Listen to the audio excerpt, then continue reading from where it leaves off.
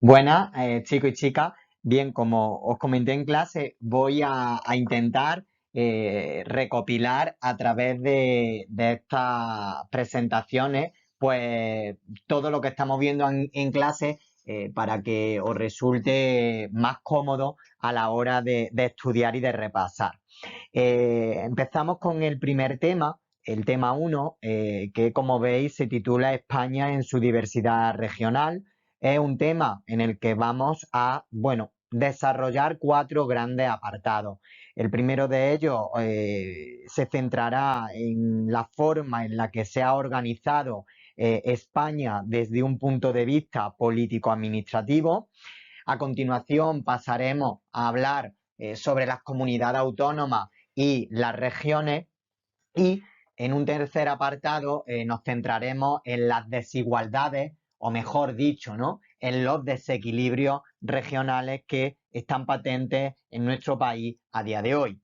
Finalmente, pues bueno, hablaremos un poco de las políticas regionales y de cohesión que lo que van a intentar, en cierta manera, es, bueno, eh, corregir esas desigualdades regionales.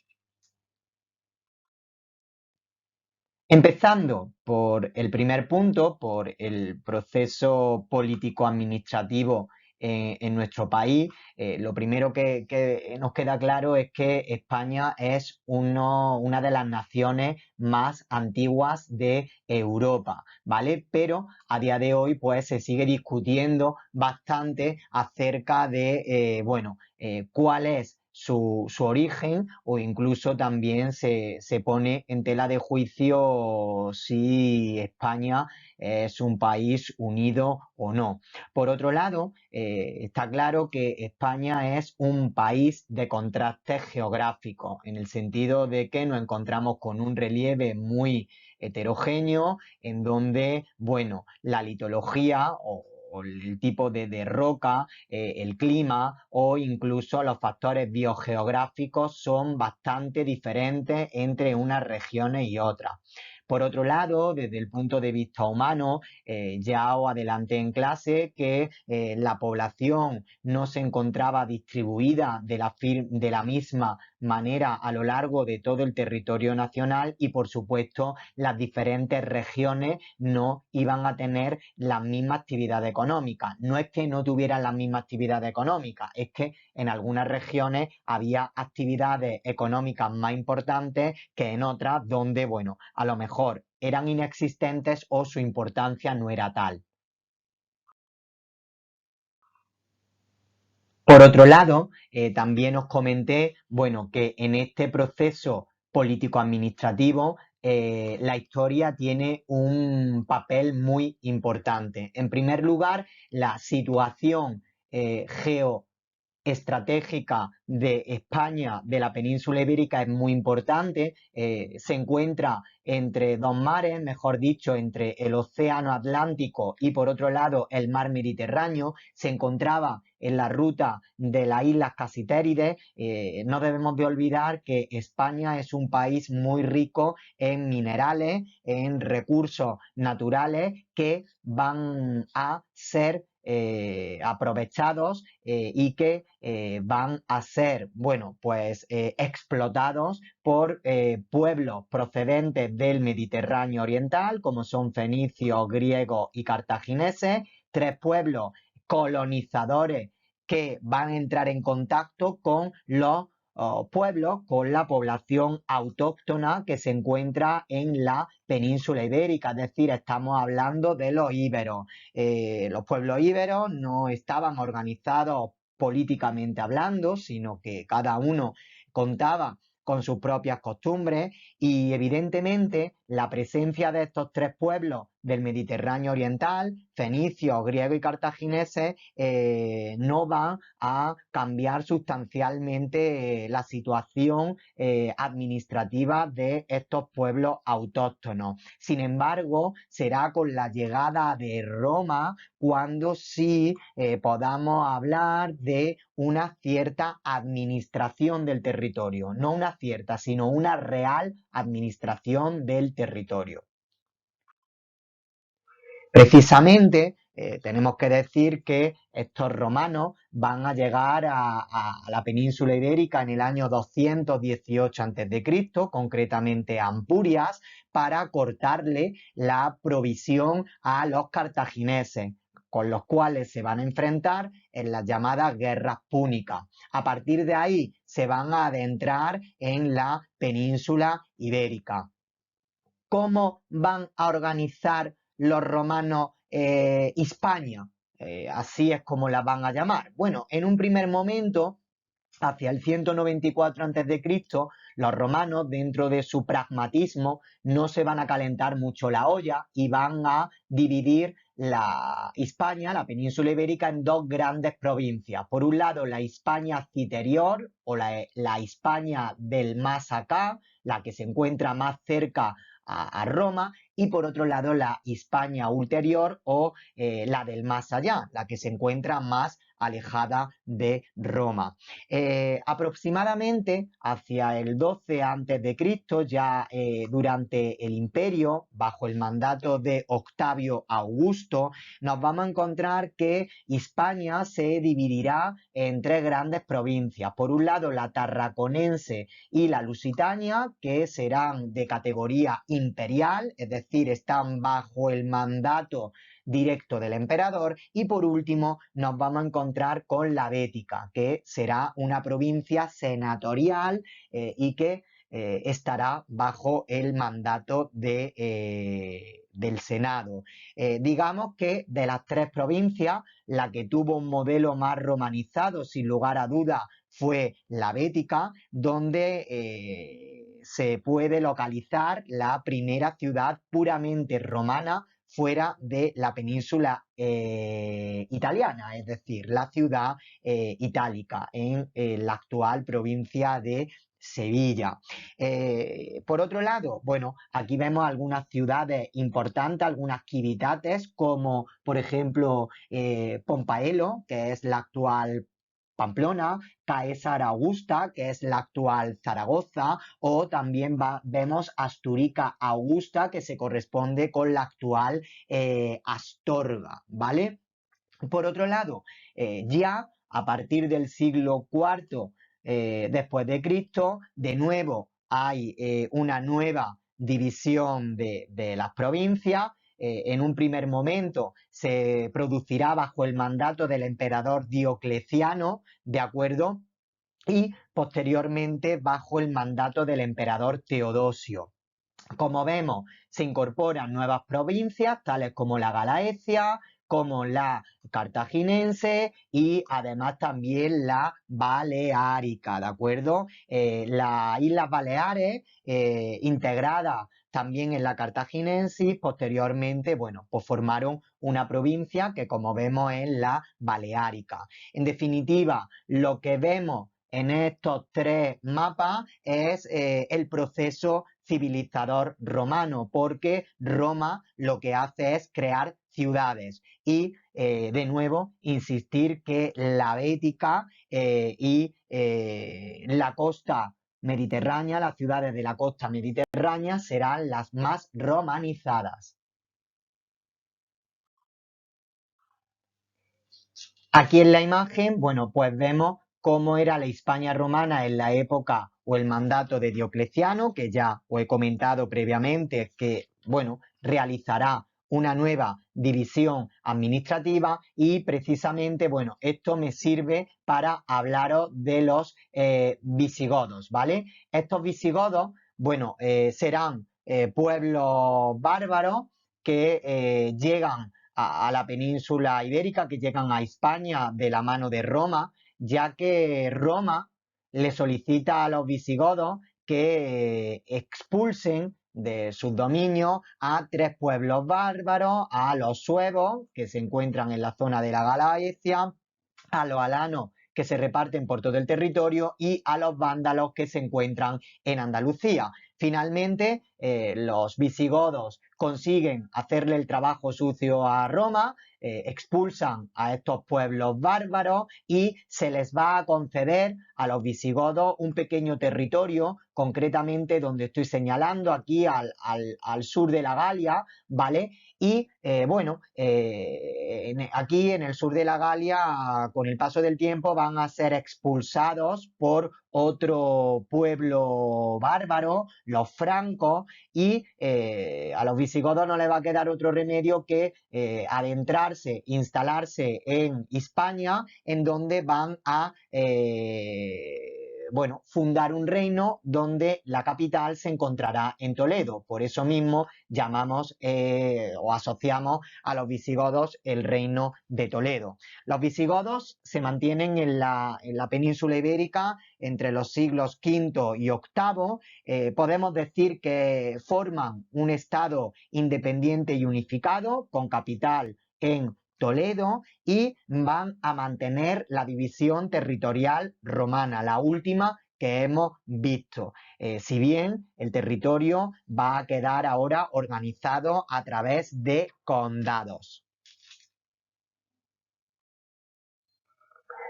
En el año 711, las luchas dinásticas entre diferentes familias visigodas va a hacer que una de ellas solicite la ayuda de los musulmanes del norte de África. Estos musulmanes van a aceptar, colaborar con los visigodos y cruzan el estrecho de Gibraltar en el año 711, pero una vez aquí cambian de estrategia y van a enfrentarse a los visigodos.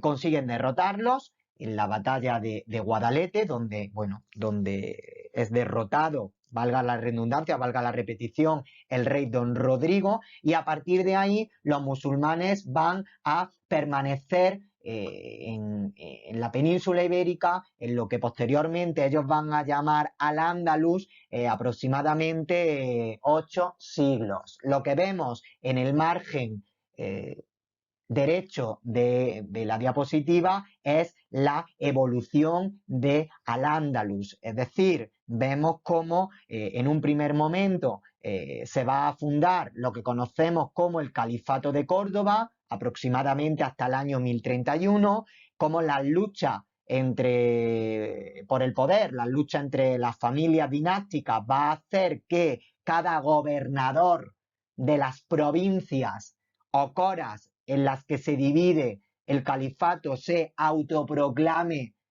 rey, dando lugar a una amalgama, a una variedad de reinos, los reinos de taifas, ¿de acuerdo? Y posteriormente estos reinos de taifa, ante la presión cada vez mayor de los reinos cristianos del norte, van a solicitar la ayuda en un primer momento de los almorávides, ¿de acuerdo? En torno al año 1086, tras la caída en manos cristianas del reino de Toledo por Alfonso VI, y posteriormente estos almorávides van a ser de nuevo derrotados y solicitarán la ayuda de otra dinastía, otro grupo del norte africano, los almohades, que van a ser derrotados en el año 1212 en la batalla de las Navas de Tolosa. Claro, como vemos, cada vez más va a ser ocupado el territorio peninsular por los reinos cristianos del norte,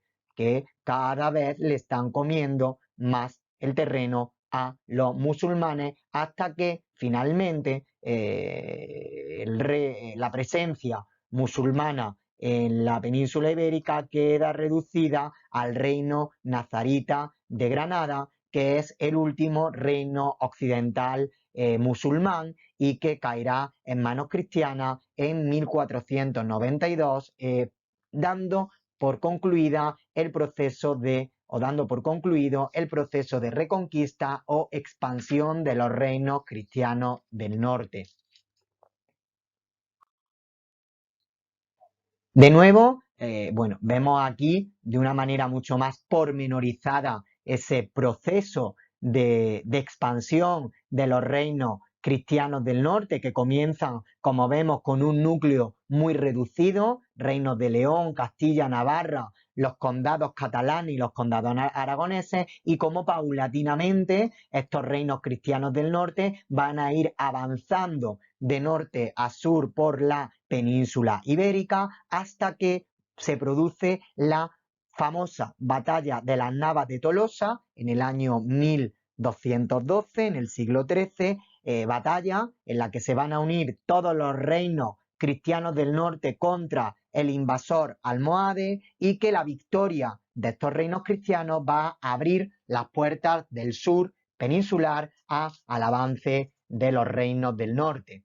En esta época ya podemos hablar de 5 reinos, como vemos aquí, el reino de Portugal, el reino de Castilla y León, vemos también la corona de Aragón, vemos el reino de Navarra y vemos el reino de Granada. Cada uno de estos reinos contará con unas divisiones internas municipales, así como también supramunicipales.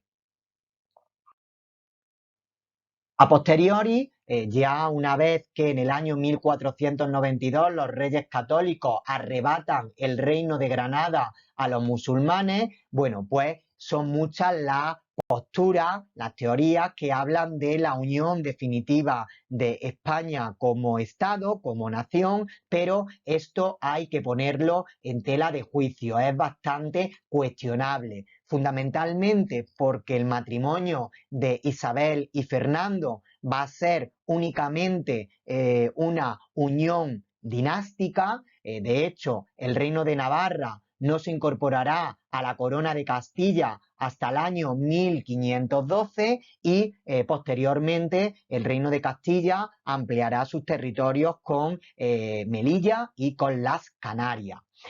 Por otro lado, decir que cada reino, la corona de Aragón y la corona de Castilla, iban a su bola, en el sentido de que tenían sus propias cortes, contaban con sus propios organismos, tenían su propia moneda.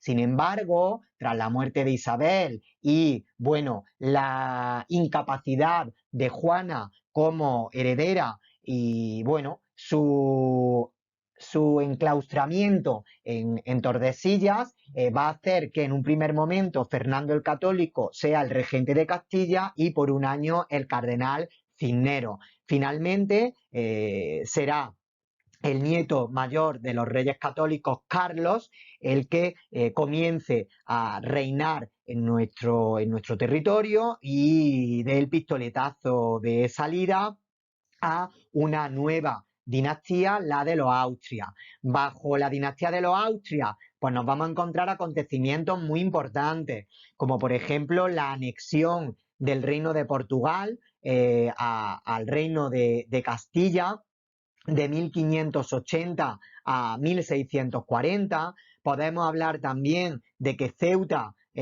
posteriormente, tras la salida de Portugal, permanecerá bajo soberanía española y una cosa sí que no va a cambiar con respecto a los reyes católicos bajo el mandato de los Austrias. La diversidad territorial de derechos, administraciones, idiomas, costumbre y moneda se mantuvo, es decir, cada reino, el de Castilla y Aragón, permaneció con sus propias tradiciones, costumbres y leyes.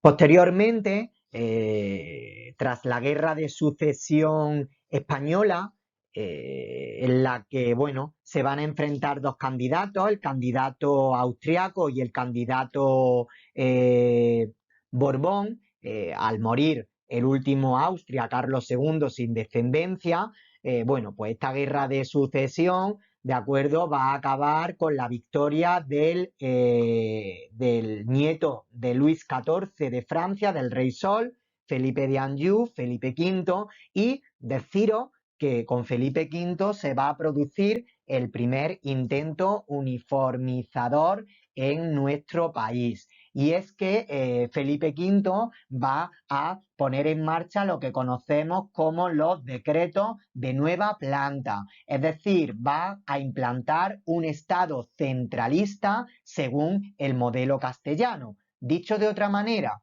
el Estado será el que tome las decisiones para todo el territorio. Por lo tanto, se van a abolir, se van a eliminar los privilegios, las leyes, las instituciones del Reino de Aragón, ¿de acuerdo? Y el territorio va a quedar dividido a partir de este momento, pues, en capitanías generales que se encargarán del gobierno de cada territorio. También vamos a ver que se dividirá el territorio en intendencias encargadas fundamentalmente de la hacienda y del desarrollo económico, y también matizaron que de la abolición de los privilegios y de las instituciones y de las leyes se va a salvar la Navarra y el País Vasco, que, bueno, conservaron sus particularidades institucionales, ya que durante la Guerra de Sucesión mostraron su fidelidad a Felipe V. Por otro lado, deciros que ya bajo la regencia de María Cristina de Borbón, es decir, ya en, bueno, la minoría de edad de la reina Isabel II de España, se va a producir la división de España en provincias de la mano del ministro de Fomento de la época, Javier de Burgos, que dividirá el territorio en 49 provincias que a posteriori, en el año 1927, se convertirán en 50, ya que las Islas Canarias acabarán dividiéndose en dos provincias diferentes. Esta organización territorial por provincia, bueno, contaba cada provincia con su capital y con una misma administración, lo cual facilitaba la intervención del gobierno y por lo tanto se apostaba por un Estado centralizado. Comentaros que posteriormente, antes del franquismo, durante la Primera República, se abrirá la idea del federalismo. Durante la Restauración borbónica se regresará al centralismo, así como también surgirán los regionalismos que desembocarán más tarde en los nacionalismos, y en la Segunda República Española se aceptó la autonomía regional con la aprobación de los estatutos vasco y catalán. Tras la Guerra Civil Española y la victoria del general Franco, se abre en España una nueva etapa conocida como el franquismo, la dictadura franquista, en donde se mantuvo la misma división administrativa del año 1927, pero podemos hablar en nuestro país de un Estado unitario en el que se suprimieron los estatutos vasco y catalán, y donde se reprimió el nacionalismo al identificarlo con el separatismo. Por lo tanto, nos encontramos bajo una estricta centralización. Será a partir de 1978, con la aprobación y promulgación de la Constitución española y bajo el título octavo de la misma, cuando se ponga en marcha una nueva reorganización del territorio que va a dar lugar a el estado de las autonomías. Realmente, a nivel provincial, como vemos, no se va a producir ningún cambio significativo. Y es que, como decíamos anteriormente, bajo el franquismo no se dio ningún tipo de oportunidad al autonomismo, y ya fue durante la transición democrática cuando las reivindicaciones de las comunidades históricas volvió a surgir, volvió a aparecer en escena. La Constitución del 78 el problema del autonomismo intentó solucionarlo en el título octavo, en el cual, bueno, pues se recoge a España como un Estado plurinacional y en ella, pues bueno, se reconoce el derecho a la autonomía, es decir, el derecho a que cada comunidad autónoma pueda contar con su propio estatuto de autonomía, si bien la Constitución española establece la indisolubilidad de la nación española. También en este título octavo se va a recoger la manera que se tiene de acceder al autonomismo y tras este proceso, bueno, pues se configuraron en nuestro país lo que conocemos actualmente como las 17 autonomías. A nivel de anécdota, deciros que para las condiciones para constituirse como comunidad autónoma eran varias, pues provincias limítrofes con características históricas, culturales comunes, ser territorio insular o incluso también una única provincia con entidad regional histórica. Como ya os he dicho, en este título octavo de la Constitución del 78 aparece la fórmula mediante la cual se pueden acoger las comunidades autónomas precisamente al autonomismo, ¿no? Una es la llamada vía rápida, ¿de acuerdo? Que viene recogida en el artículo 151 y, bueno, en la que participaron estas comunidades autónomas que vemos aquí. Y por otro lado tenemos la vía lenta que aparece en el artículo 143 en la que se tardaban aproximadamente unos 5 años.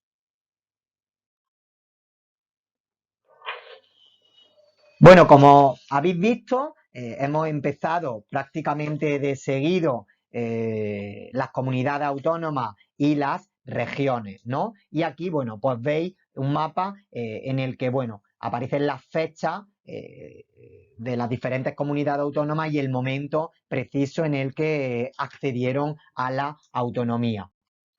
Y por otro lado, pues vemos aquí las diferentes comunidades autónomas con las provincias y como sabéis, pues es algo que os debéis de aprender de memoria, os debéis de saber todas las provincias y como ya he dicho en clase, vamos a insistir mucho en este apartado hasta que os lo aprendáis de memoria, vamos, ese es mi objetivo final, ¿de acuerdo? Continuamos, chicos y chicas. Bueno, deciros que las comunidades autónomas, según consta en la Constitución española, tienen una serie de competencias o, mejor dicho, una serie de funciones exclusivas en diversas cuestiones, desde el punto de vista político, desde el punto de vista económico, desde el punto de vista de la infraestructura y los transportes, así como también tienen la capacidad de ordenar, de organizar el territorio en cierta manera como les venga en gana, ¿no? Deciros que además, bueno, cada comunidad autónoma cuenta con sus estatutos. Aquí vemos en la imagen el Estatuto de Autonomía de Andalucía, digamos que es, bueno, la norma más importante a nivel interno, a nivel de comunidad autónoma, siempre estará por encima la Constitución del 78 y en este estatuto pues aparecen recogidos, bueno, desde sus símbolos a las instituciones. Por ejemplo, en Andalucía contamos con un parlamento autonómico, contamos con un presidente, con un consejo de gobierno o incluso también contamos con un tribunal superior de justicia.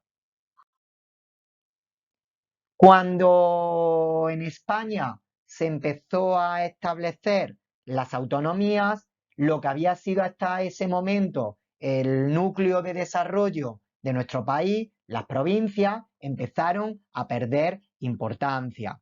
Por lo tanto, con el objetivo de que las localidades provinciales no se quedasen descolgadas, se empezó a dar auge al concepto de comarca. Es decir, pues bueno, la unión desde el punto de vista político, desde el punto de vista económico, de varias regiones, ya lo conté en clase, la unión hace la fuerza y estas localidades que ocupan un área cercana, bueno, pues se van a unir para desarrollar su potencial económico, su potencial turístico-cultural y de alguna manera, pues bueno, para reivindicar un protagonismo que se había perdido con el establecimiento de las autonomías. De ahí vamos a pasar a hablar de los desequilibrios regionales. Si vemos el mapa político de España, bueno, pues vemos que existen importantes diferencias. Nos vamos a encontrar con comunidades muy pequeñas, como por ejemplo la comunidad murciana, o comunidades bastante amplias, bastante grandes, incluso que superan a un país como Portugal, tales como Castilla y León o como Andalucía.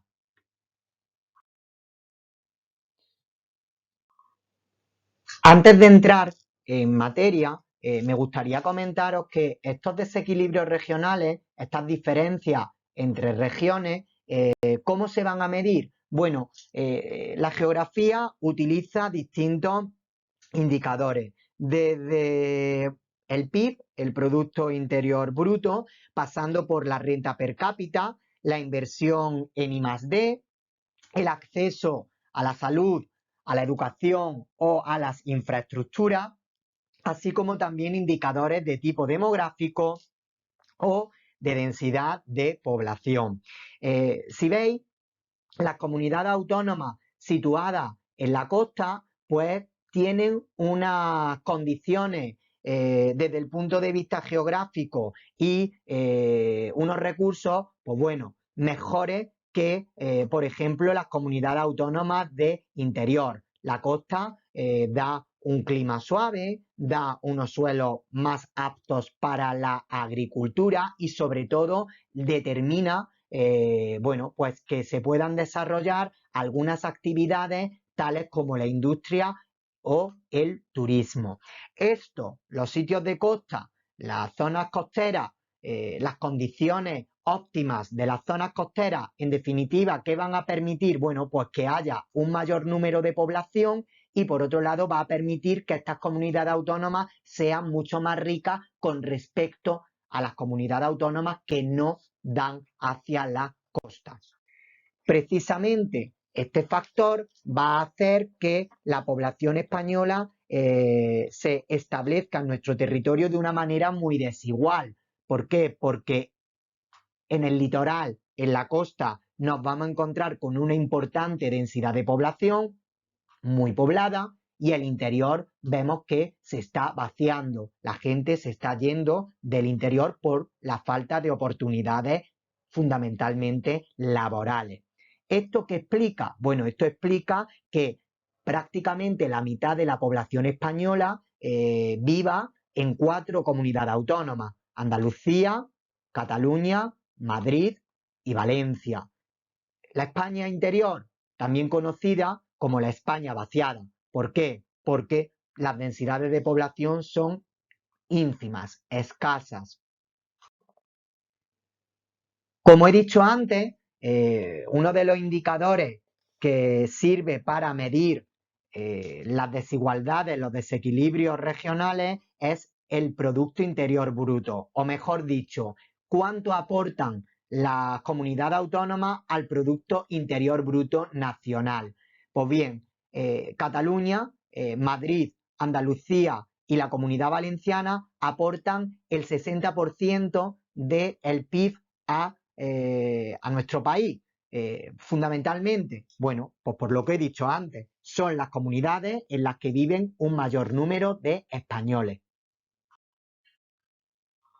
Otro indicador que utilizamos para saber los desequilibrios regionales, las desigualdades entre territorios, es la renta per cápita, ¿de acuerdo? Que está muy vinculada con el PIB y que dependerá del número de habitantes que tenga cada comunidad autónoma. Aquí vemos un mapa en el que se refleja el PIB per cápita de cada comunidad autónoma con respecto a la media europea.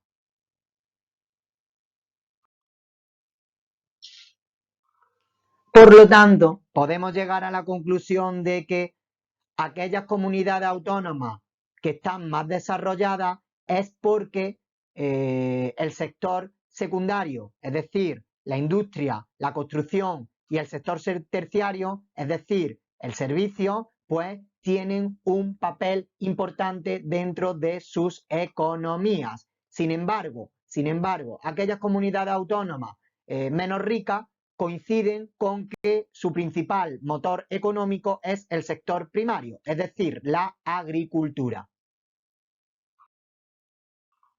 Y esto se refleja claramente en el PIB per cápita del año 2016, donde vemos que comunidades autónomas como Madrid, País Vasco, Cataluña ocupan los primeros puestos del ranking. ¿Por qué? Porque su economía se fundamenta en industria, construcción y servicios. Sin embargo, vemos cómo Andalucía y Extremadura, las comunidades autónomas del sur de España, ocupan los últimos dos puestos. ¿Por qué? Simple. El principal motor económico de Andalucía y Extremadura es la agricultura, el campo. De nuevo, aquí vemos un mapa en el que se refleja el PIB per cápita por comunidades también del año 2016, es decir, un indicador más de las diferencias regionales entre comunidades autónomas.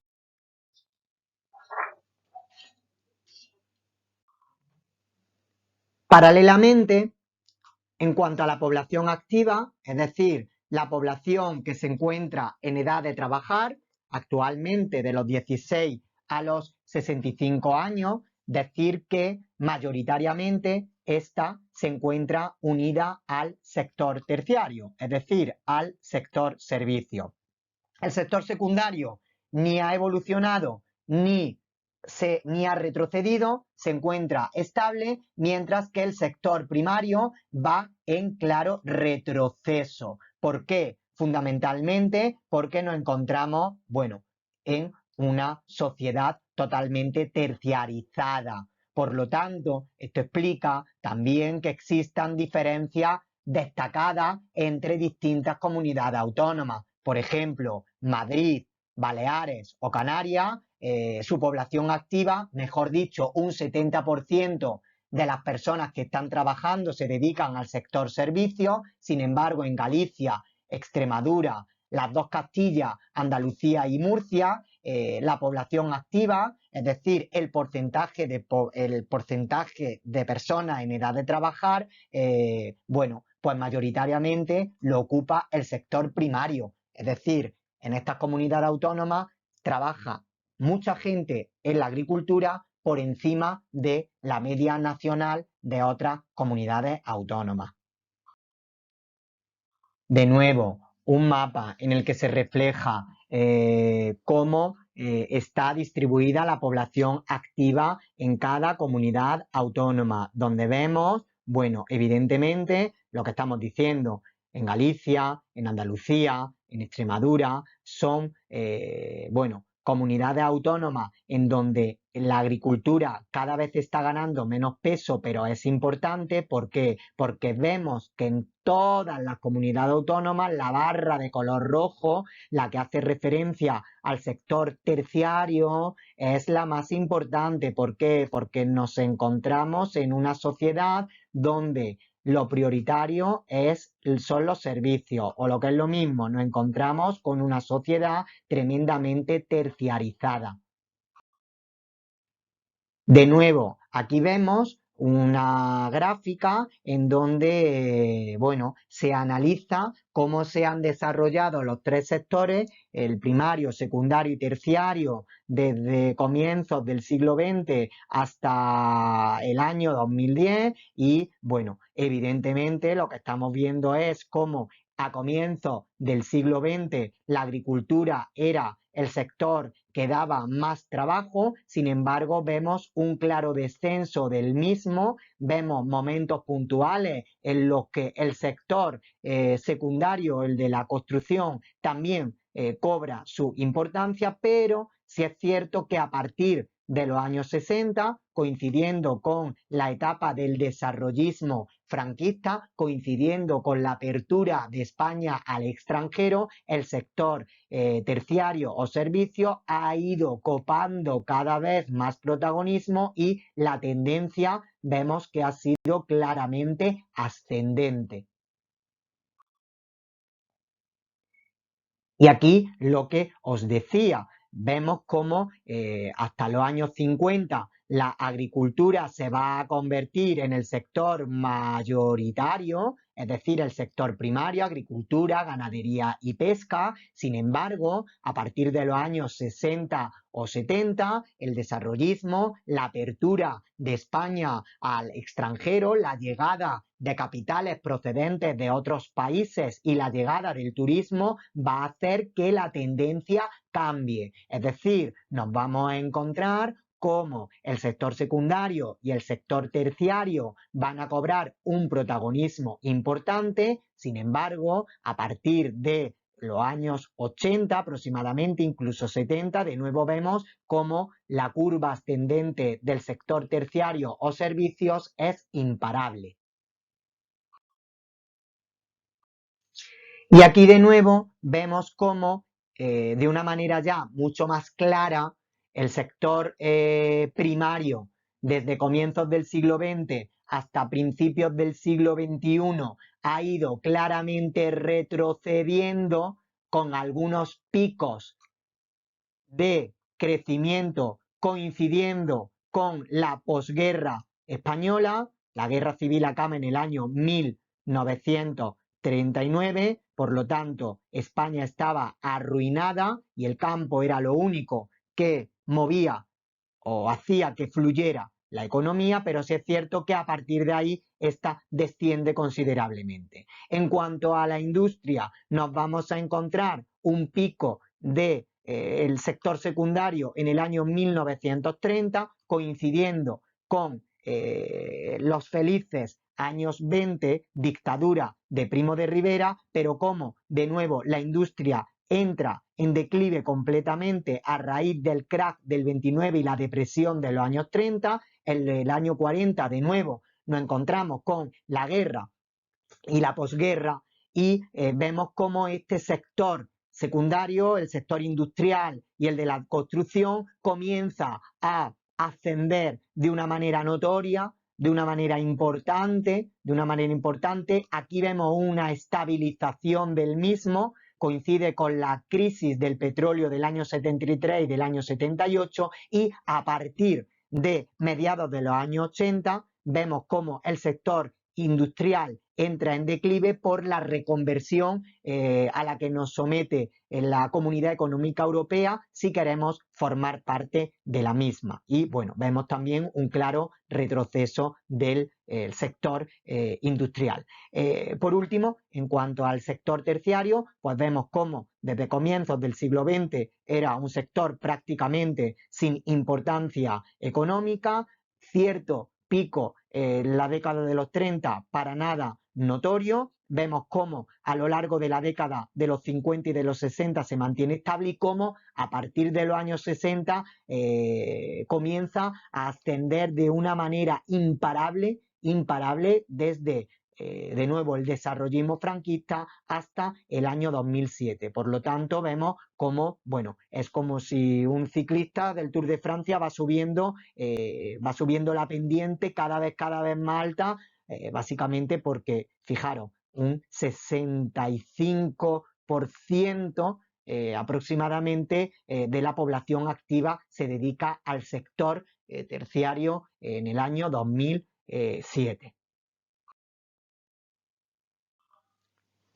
Las diferencias entre territorios, por lo menos las que hacen referencia a la industria, intentaron solucionarse durante la época franquista mediante los planes de desarrollo. Es decir, se les concedió a algunas provincias, algunos territorios de nuestro país, bueno, pues se les dio una zona preferente de localización industrial, se le dieron ayudas para crear los polos de desarrollo y promoción industrial. Sin embargo, en otras regiones no se les concedió esa ayuda y por lo tanto ya sí se generó unas diferencias que a día de hoy se notan. A partir de la Constitución del 78 y el Estado de la Autonomía, bueno, pues se puso más de manifiesto las diferencias desde el punto de vista económico entre las comunidades autónomas y se planteó, bueno, pues la necesidad de que había que disminuir esas diferencias, especialmente a partir de nuestro ingreso en la Unión Europea en el año 1986. ¿Por qué? Porque nosotros, al entrar en Europa, teníamos que ajustarnos, teníamos que cumplir una serie de leyes europeas. Dicho de otra manera, normativa comunitaria, entre otras, lo que he comentado anteriormente, la famosa reconversión industrial. Y precisamente desde el año 1986 hasta el 1988, las políticas regionales para intentar solventar, solucionar las desigualdades entre territorios van a estar mandadas, van a estar bajo el paraguas de la reestructuración industrial, ¿de acuerdo? Bueno, se llevó a cabo a través de dos mecanismos. Por un lado tenemos las zonas de urgente reindustrialización y por otro lado nos encontramos con las políticas de incentivos regionales. Mirando el plano, el mapa, perdón, que tenemos en el lado derecho, nos vamos a encontrar que la reindustrialización que se va a poner en marcha a partir de la entrada en la Comunidad Económica Europea va a provocar que se hundieran los altos hornos del norte. Sin embargo, vemos cómo se mantuvo la industria de transformación oligera tanto en Barcelona, tanto en Cataluña como también en la zona de Navarra. Por su parte, comentaros que esta reconversión industrial no afectó ni al sector primario ni al sector terciario. Dicho de otra manera, el sector agrario y el sector turístico consiguieron mantenerse.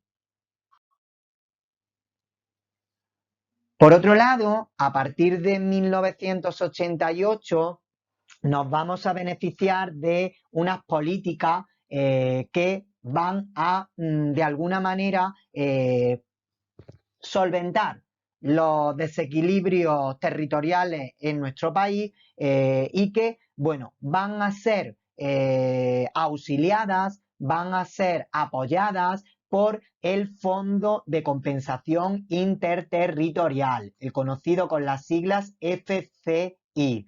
¿Qué es el Fondo de Compensación Interterritorial? Bueno, es un mecanismo para hacer efectivo el principio de solidaridad que aparece recogido en la Constitución española. Deciros que hasta el año 1990 todas las comunidades autónomas se beneficiaban de este Fondo de Compensación Interterritorial. Sin embargo, a partir de ese mismo año, deciros que tan solo se beneficiaron del FCI aquellas comunidades autónomas que tuvieran una renta per cápita inferior a la media. ¿Quiénes son estas comunidades autónomas? Bueno, pues lo podéis deducir. Andalucía, Galicia, Castilla y León y Extremadura, es decir, aquellas comunidades autónomas donde el peso de la economía lo llevaba el sector agrario, el sector primario. Por otro lado, desde el momento en el que entramos en la Unión Europea, también España se va a beneficiar de la política regional europea.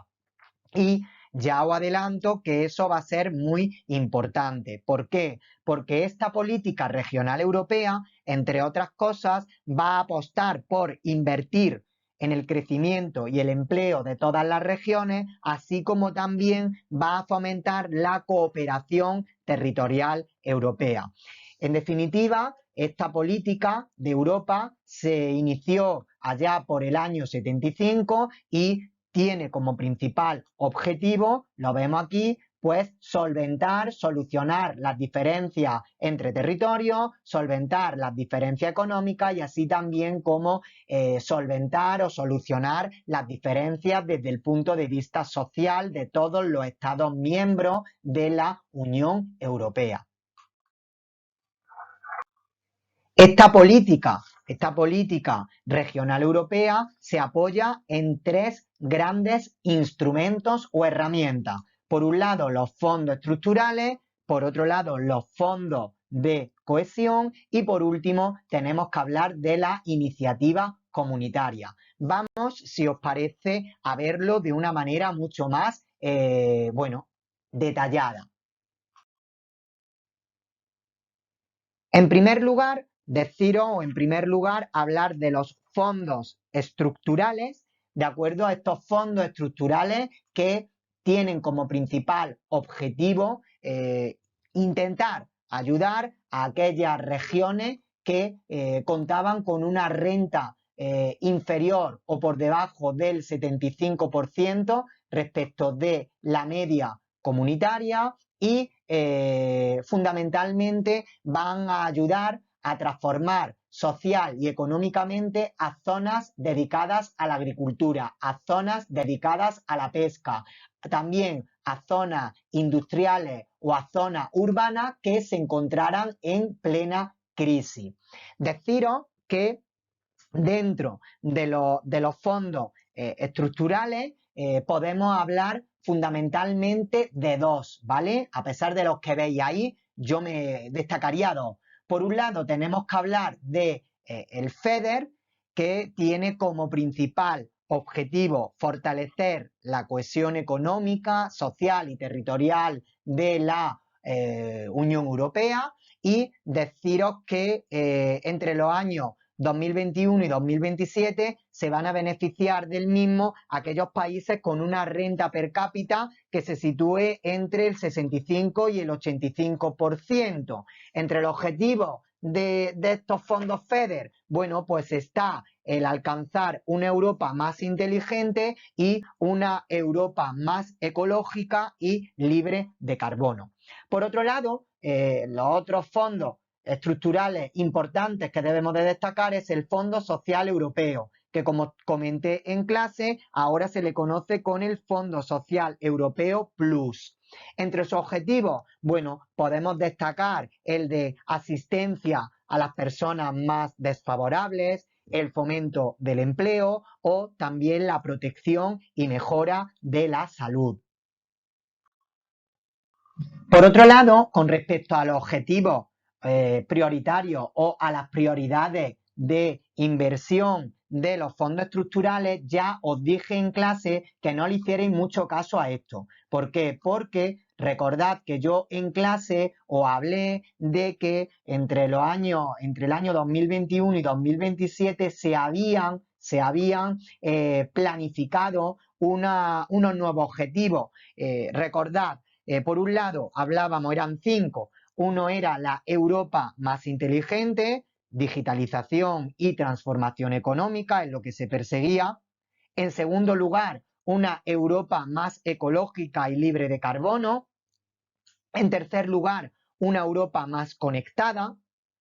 En cuarto lugar, una Europa más social, es decir, apostar por los derechos sociales y el empleo de calidad. Y en quinto y último lugar, también comentaros una Europa, o lo que se buscaba era una Europa más cercana a la ciudadanía.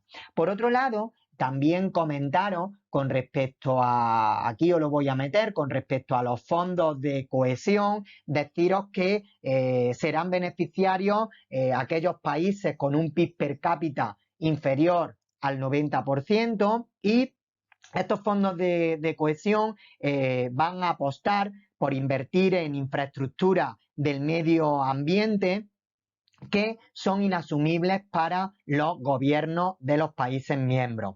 También deciros que desde el año 2014 España no es beneficiaria de estos fondos de cohesión, por lo que os he comentado anteriormente. Esto no quita para que no hablemos de los mismos. Unos fondos de cohesión que, bueno, se crearon en el año 93, que tienen como principal objetivo, ya lo he dicho antes, financiar infraestructuras medioambientales que son inasumibles para los gobiernos, proyectos de transporte y de medio ambiente, lo podemos decir también así, y que en un principio van destinados a aquellos países que están menos desarrollados dentro de la Unión Europea. En el año 93, los países que estaban menos evolucionados eran los países del sur de Europa, fundamentalmente Grecia, Portugal y España, aunque también se incorporó Irlanda. Por último, y no menos importante, tenemos que hablar de las iniciativas comunitarias, entendidas como proyectos extraordinarios de la Comisión Europea que se crean con el objetivo de solucionar problemas bastante complicados y que afectan a todos los miembros de la Unión Europea. Es decir, que estos gastos son cofinanciados. Es decir, por un lado, se coge dinero de los fondos estructurales y por otro lado cada Estado miembro tiene que realizar una aportación económica que complemente a estos fondos. Entre los programas, entre las iniciativas comunitarias, bueno, yo en clase os destaqué dos. Por un lado, el LEADER, que no es más que, o que no son más que políticas de desarrollo rural a través de la diversificación de la actividad económica del medio rural, y por otro lado el programa Urban, que lo que busca es un desarrollo urbano sostenible.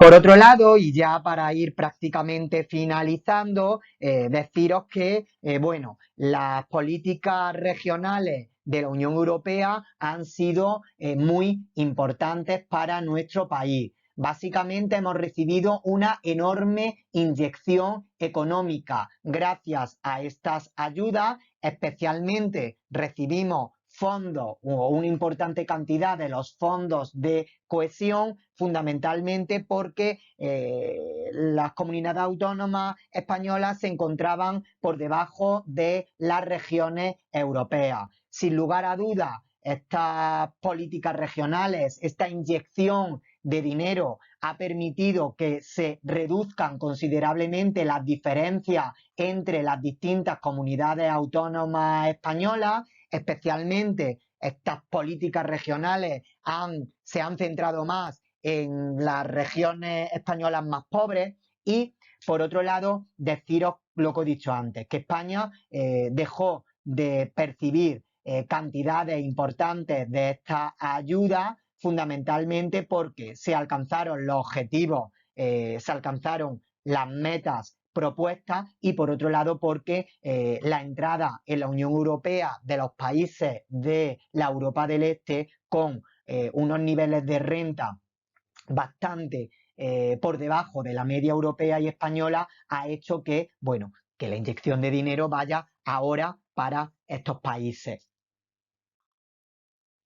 Por último, aquí hablamos del reparto de los fondos de cohesión del año 2007 al 2013, un dato un tanto ya anticuado. Sin embargo, bueno, yo os quiero mencionar que con todo esto del COVID, ¿vale? Pues la Unión Europea ha aprobado un paquete de medidas para intentar salir de la situación de crisis que ha generado la pandemia.